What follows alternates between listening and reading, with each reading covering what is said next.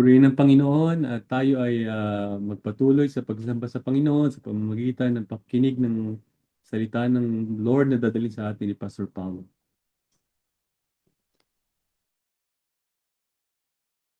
Magandang araw po muli sa ating lahat. Pwede po bang palakpakan natin muli ng malakas ang ating Panginoon? Salamat po sa kanyang kabutihan, sa kanyang habag at biyaya na tayo po muling magkita-kita bagamat tayo po online ulit for some reasons. Pero we praise the Lord dahil binigyan niya tayo ng ganitong means para tayo makapag-gather at maging yung mga nasa Pilipinas magandang gabi na po sa Pilipinas at sa mga nandito po sa UAE, magandang araw po sa bawat isa sa atin. Happy Father's Day bagamat sa Pilipinas bukas pa ang celebration but dahil tayo ay Sabado nagse-celebrate ng Lord's Day ay pinaparangalan po natin ang ating mga tatay so sa mga magulang sa mga nandito na buhay pa ang kanilang mga tatay may we extend our greetings para pasalamatan sila at parangalan sa kanilang buhay. Hindi natin habang buhay kasama ang ating magulang, ang ating tatay, pero habang buhay pa tayo ay magpasalamat. At ganoon din naman sa bawat sa atin imposibleng dumating tayo sa mundong ito kung wala ang ating mga tatay. Kaya pwede po bang palakpakan natin muli ang ating mga tatay? Bagamat iba't iba tayo ng kwento, iba't iba tayo ng istorya when we talk about father o kwento ng relasyon sa ama at sa kanyang anak but the point is may ginamit ang Panginoon na isang lalaki upang dumating tayo sa mundong ito. And as we celebrate itong ating Father's Day and as we commemorate yung goodness ng Panginoon sa buhay ng ating mga tatay o sa ating mga tatay hayaan niyo po na tingnan natin ang buhay ni Job. Yamang ang MTM po natin ay nasa Book of Job, chapter 4 tayo kahapon. Pero balik po tayo sa chapter 1 kung paano na introduce itong si Job na main character dito sa Book of Job. Basahin ko po sa magandang Biblia Tagalog. Sabi po dito. May isang lalaking nakatira sa lupain ng Uz na nagngangalang Job. Siya isang mabuting tao, sumasamba sa Diyos at umiiwas sa masamang gawain. Meron siyang 7 anak na lalaki at 3 anak na babae. Verse 3. Marami siyang tagapaglingkod at siya ang pinakamayaman sa buong silangan. 7,000 ang kanyang tupa, 3,000 ang kamelyo, 1,000 ang baka at 500 ang asno. Nakaugilian na ng kanyang mga anak na lalaki na hali-haliling magdaos ng handaan sa kanilang bahay at inaanyayahan nila ang mga kapatid nilang babae. And verse 5, tuwing matatapos ang ganong handaan, ipinapatawag ni Job o ni Job ang kanyang mga anak para sa isang ritual. Maagang bumabangon si Job kinabukasan upang mag-alay sa Diyos ng handog na sinunog para sa kanyang mga anak dahil baka lihim na nilalapastanganan ng mga ito ang Diyos at sila'y magkasala. Sa araw pong ito, sa ating pag-celebrate ng Father's Day, hayaan po natin talakayin natin fatherhood for such time like this. Tayo po'y manalangin. Lord, salamat po. Marahil ito po ay mensahe patungkol sa mga tatay, pero alam namin na meron din po kayong pinaparating sa bawat isa sa amin. Kaya hayaan niyo po na ang inyong mga salita ay masulat sa aming mga puso upang sa aming paglakad sa aming Kristiyanong pamumuhay ay hindi po kami magkasala, that we may not sin against you. Gabayan niyo po ang inyong lingkod, gabayan niyo po ang bawat isa. Sa pangalan ni Jesus. Amen. Amen. Amen. So, kagaya na sinabi ko po sa inyo kanina, lahat tayo ay may tatay. Dumating tayo sa mundong ito dahil may ginamit ang Lord na isang lalaki o yung tinatawag nating daddy, tinatawag nating tatay, tinatawag nating ama, tinatawag nating airpods o papa, So, depende po kung paano niyo tawagin ang inyong tatay. Pero kung kayo po ang tatanungin, i-describe niyo po ang inyong tatay. Kung i-describe niyo ang inyong tatay o kayo, kung tayo po ay tatay na, describe yourself as a father. Describe your father or describe yourself as a father. Marahil ay meron po dito magsasabi, ang tatay ko ay si Mr. Fixing Guy. Ano po? Lahat ay kaya niyang ayusin. Ano po? Lahat ng sira sa bahay, kaya niyang ayusin. Lahat ng kahit bubong ay kaya niyang ayusin. Ano po? Si Mr. Fixing Guy. Nagpapasalamat ako sa Panginoon dahil nandito po ang aking tatay sa online at I can say na siya po yung Mr. Fixing Guy sa bahay namin. Ano po? Kapag may sira ang bubong sa bahay, talagang aakyat po ang aming tatay. Kapag may sira sa loob ng bahay na physical, at tatay din po namin yung lagi naming tawagin. Kahit yung antena na iniikot, naalala niyo po ba yung antena na iniikot pa nung una-una pa, ano? So, inaayos din, ano. At marami pa po siya, si Mr. Fixing Guy. Marahil yung inyo rin pong mga tatay, ano po, siya ay si Mr. Fixing Guy. O marahil ang tawag niyo naman sa inyong tatay ay si Mr. Provider. Ano? Pinoprovide ng mga tatay yung ating mga pangangailangan. Pinoprovide niya yung time na kailangan natin. Pinoprovide nung tatay natin yung kailangan natin na pagmamahal, na kailangan nating emosyon at kailangan nating presensya, ano, o yung ating pati yung pangangailangan natin sa financial. So some of us, ang tawag natin o ang description natin sa ating mga tatay ay si Mr. Provider. Yung iba naman ay pwedeng sabihin, ang tatay ko ay si Mr. Sporty Dad, ano po, na talagang lahat ng sports alam niya. Lahat ng sports pinapanood, ano.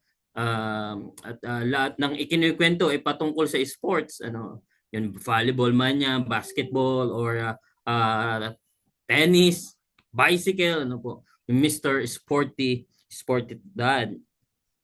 Yung iba naman ay ang tawag sa kanyang daddy ay si Mr. Computer Wizard, ano po.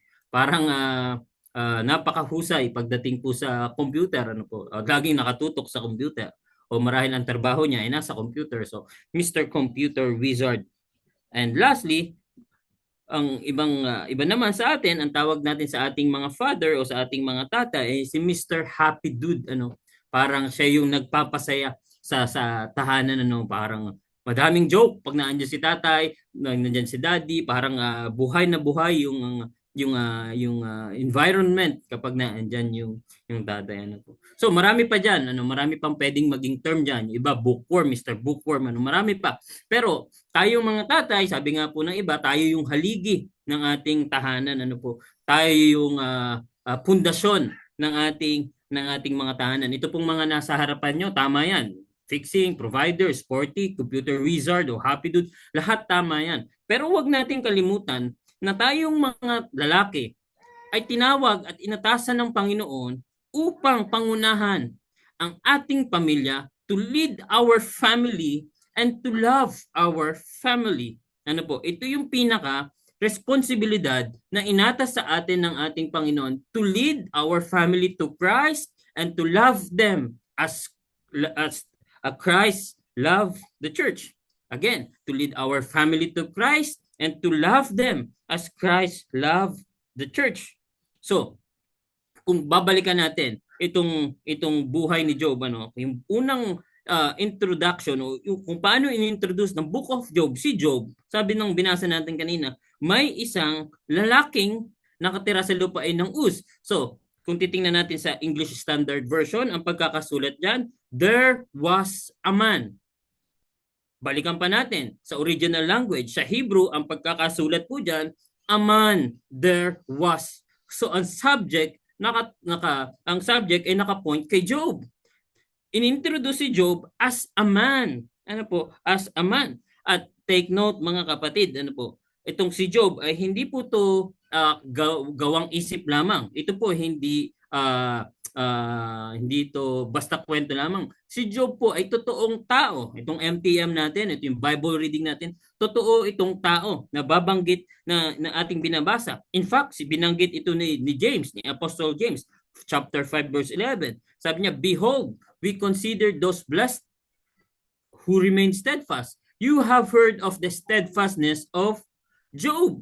So itong pangyayari kay Job, totoong totoong pangyayari. Hindi to gawang isip lamang o gawang kwento lamang. Si Job ay totoong tao. May mga suliranin, may mga pagsubok, may mga problema, but inintroduce siya ng Bible na na na may character. At ito yung ating pag-uusapan. Ano yung character ni Job bilang isang tatay?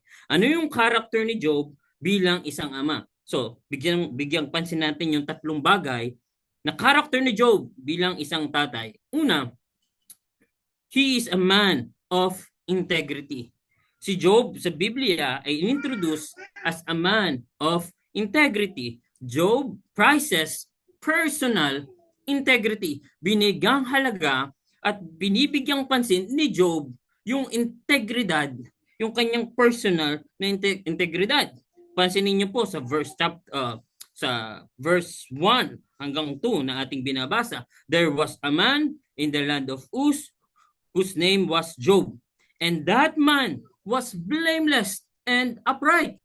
So, ibig sabihin po ng blameless ay hindi po sinless, ano po. In fact, mababasa natin in the whole book of Job ay yung mga limitasyon ni Job. Mababasa din natin yung kanyang takot, mababasa din natin yung kanyang mga question, ano po. But here, inintroduce siya as blameless and upright. In fact, ang ibig sabihin nan ay hindi nakakalimot si Job sa paggawa ng tama. Sabi sa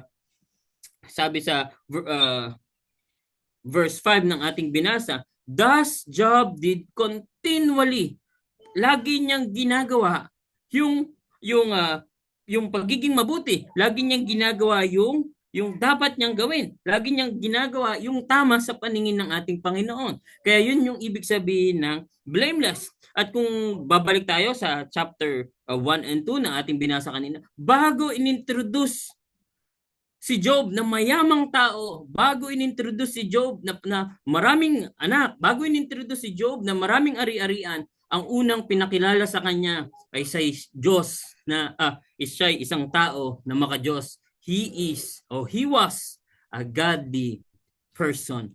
Bago siya pinakilala na mayaman, ang unang pinakilala sa kanya, itong si Job ay maka-Diyos, godly man. Kaya nga kung ating titingnan itong Book of Job, ito po yung wisdom book, wisdom book. So ito yung ating Bible, yung distribution ng book sa Old Testament, At itong si Job ay naka-include po sa poetic and wisdom literature. So alam natin ang mga konteksto o yung context when we talk about wisdom literature, di po ba? From ano yung konteksto ng context ng Proverbs, ano yung context ng Psalms, ano yung context ng Ecclesiastes. Ang main point nila is the fear of the Lord, yung banal na takot sa Panginoon. And lo and behold, dito po sa Job, sa Book of Job from chapter 1 and 2, napakaraming beses 3 times nabanggit yung salitang fear na nagko-qualify sa Book of Job na kasama siya sa poetic book. Sa verse 5, ang sabi sa kanya, and that man was blameless and upright, one who feared God. Sa verse 8, blameless and upright man who fears God. Sa chapter 2, verse 3, binanggit ulit, who fears God. So itong Book of Job, nakasama siya sa wisdom book at pinopoint niya that the fear of the Lord is the beginning of wisdom. Ang banal na takot sa ating Panginoon, ang umpisa ng karunungan. And John Murray echoes that the fear of the Lord is the soul of godliness. Ang pagkatakot sa ating Panginoon, ito yung source, ito yung kaluluwa ng pagiging makadiyos. Hindi tayo gumagawa ng isang bagay dahil gusto natin. Gumagawa tayo ng tama kasi alam natin na ito yung bagay na makakapagbigay ng karangalan sa ating Panginoon. At ano yung ginagawa ni Job? Hindi lang siya blameless and upright, hindi lang siya may takot sa Diyos. At ano sabi? And turned away from evil. So may temptations kay Job. May mga pagsubok kay Job. Anong ginagawa niya? But he turned away from evil. Intentionally, nilalayuan niya yung tukso. Intentionally, lumalayo siya sa kasalanan. Intentionally, lumalayo siya sa kasamaan. Ano po? Sa kasamaan. And dito nga po sa commentary, the book of Job, sabi po dito, as he walked life's path, he resolutely stayed on the straight and upright path and turned away from the crooked byways of sin. To turn away from sin is to repent. Ano po? So daily, I do believe, kaya siya na-introduce na blameless and upright, hindi dahil walang kasalanan si Job. No. I do believe si Job ay nagkakasala din, pero everyday, bawat araw ng kanyang buhay, siya ay nagre-repent. Bawat araw ng kanyang buhay, siya ay nagkakasala din. Bawat araw ng kanyang buhay, pero bawat araw ng kanyang buhay ay lagi siyang humihingi ng kapatawaran sa ating Panginoon. And hopefully, sa aking pong mga kapwa tatay, ano po, sa aking mga kapwa ama, father, ano po, pahalagahan natin yung repentance. Dahil napakahalaga po nito. Sabi nga ng isang post, repent daily. Because repentance is healing. Ano po? Araw-araw tayong nagkakamali, araw-araw tayong nagkukulang, araw-araw tayong nagkakasala. But ito yung maganda sa ating Panginoon. He knows us at bukas ang palad ng ating Panginoon upang tayo patawarin. Sabi nga ng John 1:9, di po ba? If we confess our sins, He is faithful and just and forgive our sins. Our sins. Ano po? Ano yung character ni Job as a father? He is a man of integrity. Job prizes personal integrity. Pinahalagahan ni Job yung kanyang integridad. Integrity sa ating Panginoon. Pangalawa, ano yung character ni Job as a father? He is a man of integrity. Pangalawa, he is a man of intimacy. Hindi lang siya integrity, kundi siya din a man of intimacy. Job prioritizes intimacy with God. Ano? Pinaprioritize ni Job yung communion niya sa kanyang Panginoon. Pinaprioritize ni Job yung kanyang relasyon sa ating Panginoon. Verse 5 again. Job would send and consecrate them, and he would rise early in the morning and offer burnt offerings according to the number of them all. Bumabangon si Job. Bawat araw, bumabangon si Job para mag-alay, gumawa ng altar para sa kanyang Panginoon. Nag-worship siya sa Panginoon bawat araw, nag-e-effort siya, gumigising siya, bumabangon at sumasamba sa ating Panginoon. Di po ba sa ating MTM sa Book of Job, nabasa natin yung iba't ibang pagsubok na dumating kay Job, na wala yung kanyang mga anak, parang napakahirap sa sitwasyon na yon. Kasi magkasakit nga lang yung anak, di po ba, parang hindi ka na makapakali. Ito pang sitwasyon ni Job, ito niyang anak nawala yung kanyang anak buhay, di po ba? Nawala yung kanyang trabaho. Dito sa chapter 1, inintroduce siyang pinakamayaman. Pero hanggang sa chapter 2, nawala lahat. Sa isang iglap, nawala. Nawala din yung kanyang kalusugan. Pero tingnan niyo po, kasi lagi nang ginagawa ni Job na gumising, bumangon para mag-alay sa Panginoon sa kabila ng iba't ibang nangyari sa kanya. Verse 20 and 21, tingnan niyo po. And Job arose. Muli siyang bumangon. Dahil lagi niyang ginagawa Kaya kahit dumating yung problema, dumating yung mga pagsubok, dahil lagi niyang ginagawa ito, sabi po ng verse 20 and 21, Job arose, at ano sabi niya? Naked I came from my mother's womb, and naked shall I return. The Lord gave, and the Lord has taken away. Blessed be the name of the Lord. Blessed be the name of the Lord. Alam niyo po kung bakit niya ginagawa yung mga bagay na yan, kahit sa kabila ng kanyang pagsubok, sa kabila ng ang daming nawala sa kanya, nawala ang pamilya niya, nawala ang trabaho niya, nawala yung kanyang kalusugan. Why? Bakit nakuha pa rin niyang sumamba sa Panginoon? Bakit nakuha pa rin niyang pasalamatan ang Panginoon? You know what? Because Job knows his God. Kasi kilala niya ang kanyang Panginoon. Kilala niya ang kanyang tagapagligtas. Kilala niya ang Diyos na lumalang sa kanya. Kilala na Job ang Diyos na nagmamahal sa kanya. Job knows his God. And I believe, how I pray na tayo pong mga nandito na nakakarinig sa aking boses ngayon, nawa ay kilala din po natin ang ating Panginoon. Nawa ay sa kabila ng ating sitwasyon at sa kabila ng ating pinagdadaanan, kilala nawa natin ang ating Panginoon. Dito nga pong lately, nung sa this week medyo challenging sa aming mag-asawa kasi ang aming anak na si Euphoria po ay nakakaranas ng viral infection. Dinala namin last time sa hospital. Praise the Lord that hindi naman po na-confined, but ngayon po ay masama pa rin ang pakiramdam, pero healthy naman po. Hindi naman siya yung nakahiga, nakikipaglaro pa siya, nakakausap na po. But sabi ko nga, ang prayer ko, na kahit sa karamdaman, makilala natin ang ating Panginoon because alam natin na kasama natin ang ating Panginoon. Amen po ba?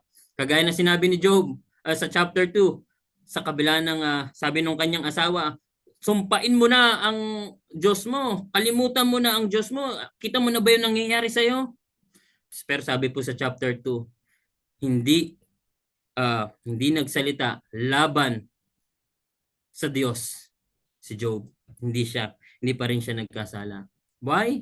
Because this is the secret. Job knows his God.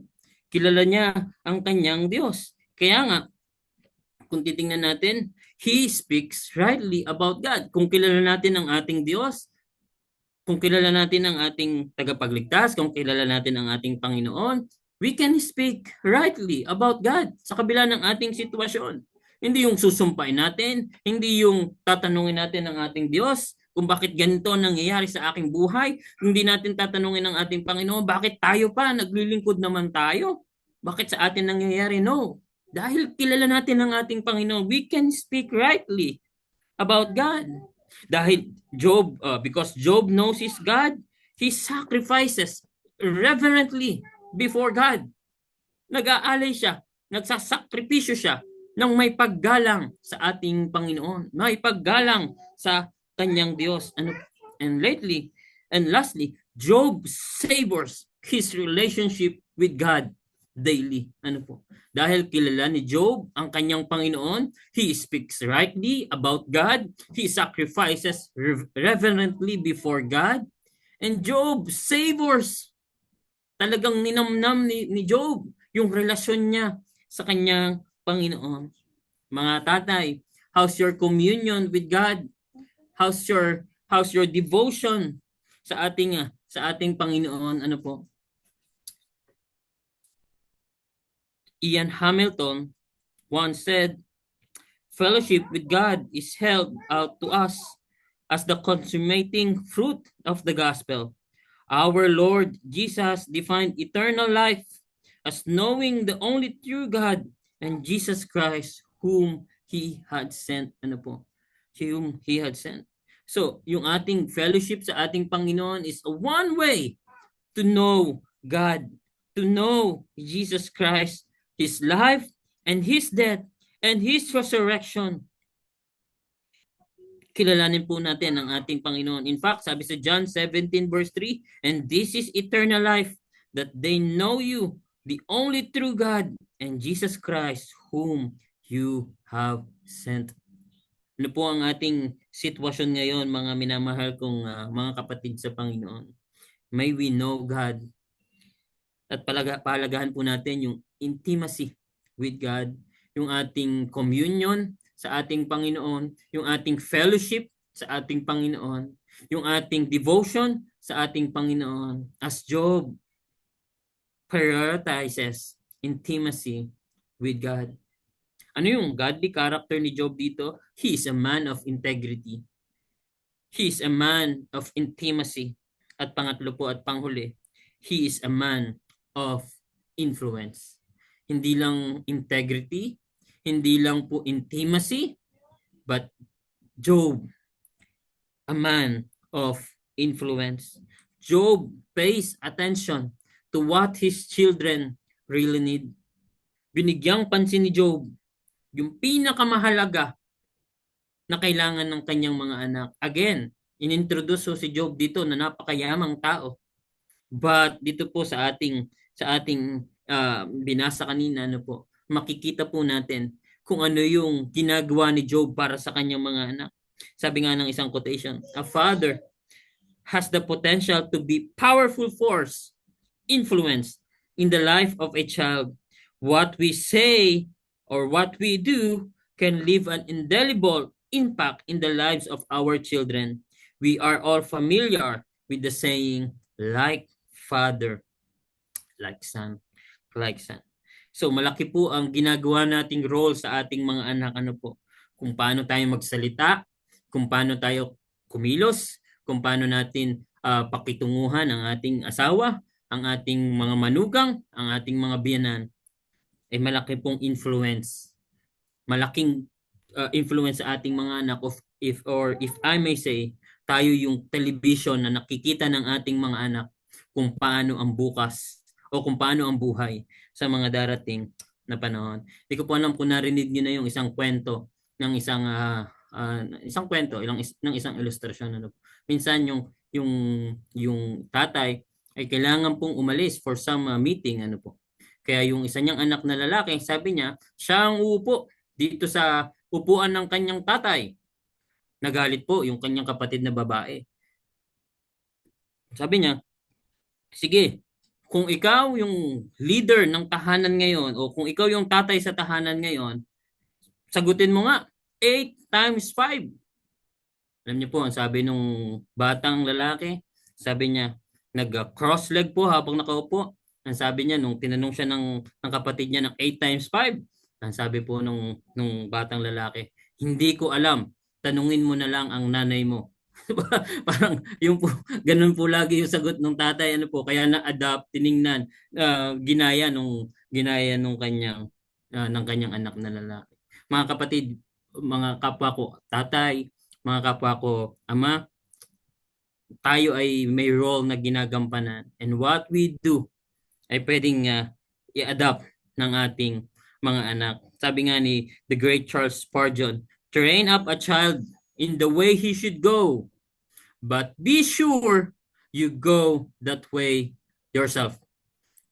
Train up a child in the way he should go, but be sure, sabi dyan dito, pero titiyakin natin na yung ating itinuturo ay pinapakita natin sa ating mga buhay, ano po, sa ating mga buhay. Balikan natin yung verse 5, ano. Tuwing matatapos ang ganong handaan, ipinapatawag ni Job ang kanyang mga anak para sa isang ritual. Tingnan niyo po, maagang bumabangon si Job kinabukasan upang mag-alay sa Diyos ng handog na sinusunog para sa kanyang mga anak. Tingnan niyo po yung huling stanza, ano po, sa kanyang mga anak, dahil baka lihim na nilalapastanganan ng mga ito ang Diyos at sila'y magkasala. Alam niyo po, ma-appreciate niyo dito si Job. Ang concern niya yung kanyang mga anak. Sa kabila ng kanyang yaman, sa kabila ng katanyagan niya, kilalang kilala siya. Ang concern niya yung kanyang mga anak na hindi lumayo sa Panginoon, na hindi magkasala sa Panginoon o hindi pahalagahan ang ating Panginoon. Makikita natin yung tatlong bagay. Yung intention ni Job, kung bakit niya ginagawa, yung Job's intention, yung bakit niya ginagawa ito. Dahil sa kanyang mga anak. Tayo po mga magulang, kailan po nating huling pinag-pray ang ating mga anak? O ano po ang pangarap natin sa ating mga anak? Yumaman, hindi naman po masama. Sumikat, hindi rin naman masama. Pero huwag ho nating kalimutan yung pinaka-goal natin, ano po, gabayan sila. At huwag ho nating kalimutan na tayo po ay katiwala lang ng Panginoon sa ating mga anak, ano po. Tayo ay pinagkatiwalaan lang niya. Job, intercession, ano po, yung nag-i-intercede siya para sa kanyang mga anak, ano po, nag-i-intercede siya para sa kanyang mga anak na hindi magkasala, hindi makalimot ang kanyang mga anak. At pangatlo, yung investment ni Job, yung ginagawa niyang sakripisyo, kada araw bumabangon siya, nagsasakripisyo siya, kada araw ginagawa yung mga bagay na to, ginagawa niya. Why? Because he knew, alam ni Job, na ito yung pinakamagandang investment. Yung kanyang anak, yung kanyang mga anak na makita niya na lalaking may banal na takot, makikita niya na yung kanyang mga anak ay sumusunod sa ating Panginoon. Alam niyo po, sabi dito sa family discipleship ni Matt Chandler at ni Adam Griffin, discipling your child is not primarily your church job, your church school's job, or your pastor's job. This job is yours. This job is vital and requires your unique best. You are irreplaceable in it. Embrace God's call on you as a dad to intentionally get in your kids' life around their greatest need, their spiritual development. Their spiritual development. Development. At ito po sinabi sa book of Ephesians, di po ba? Father, do not provoke your children to anger, but bring them up in the discipline and instruction of the Lord. Ito po yung ating goal. Dalhin ang ating mga anak na may disiplina at may takot sa ating Panginoon. Dalhin ang ating mga anak sa salita ng ating Panginoon. Hindi po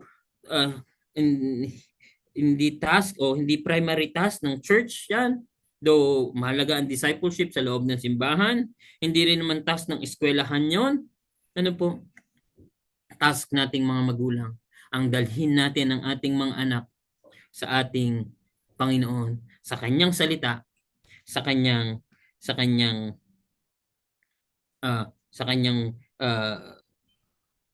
krus, sa ating Panginoong Hesus.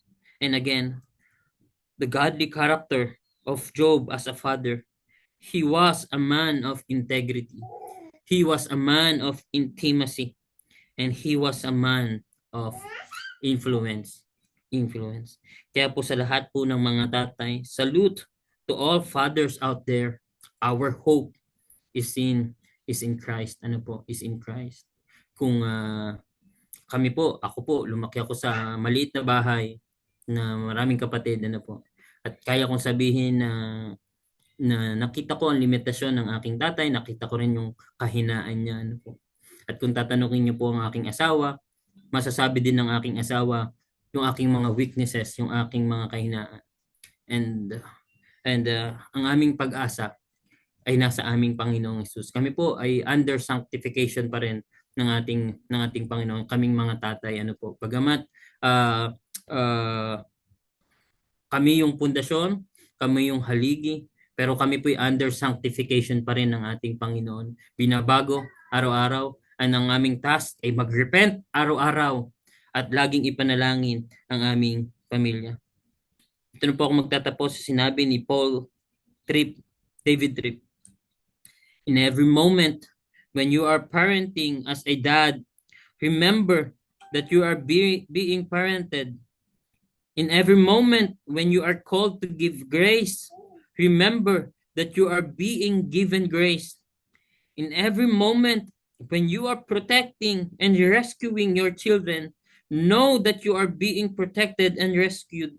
And in every moment when you feel alone, remember that you are anything but alone, because He goes wherever you go. Kasama po natin ang ating Panginoong nagpapalaki sa ating mga anak. Kasama po natin ang ating Panginoon na minamahal ang ating mga anak. At sa ating pong kalagitnaan ngayon, kung meron po tayong, kung wala na po tayong mga biological father na nandito dito sa lupa, huwag po natin kalimutan na tumingin tayo sa taas. Na andun po yung ating perfect father, ang ating Panginoong Hesus. Sabi nga ng Hebrews 12, turn your eyes upon Jesus. Fix your eyes upon Jesus.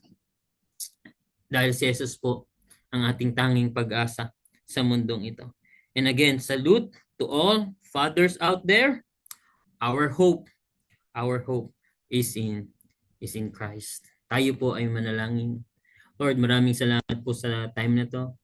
Salamat po dahil kayo po ang aming pag-asa. Salamat po dahil hindi po kayo nagkakamali. In fact, hindi kayo nagkamali na ang aming mga tatay, ang aming tatay, Panginoon, ang aming ang aming pamilya ay ang aming pamilya. Hindi po kayo nagkamali, Panginoon. May purpose at meron kayong sariling kadahilanan. And we cannot question your sovereignty. But Lord, we would like to recognize and glorify you by recognizing our fathers, Panginoon, sa aming mga tatay. Salamat po sa buhay nila na nagsakripisyo sa amin, Panginoon. Nandito kami sa aming kinalalagyan ngayon dahil may isang tatay o isang daddy, papa na nagsakripisyo para sa amin. Kaya Lord, maraming salamat po sa kanila. We honor you by honoring them, Panginoon. Kaya Lord, salamat po sa bawat isa, sa presensya nyo sa bawat isa. Sa pangalan ni Jesus. Amen. Amen. Amen.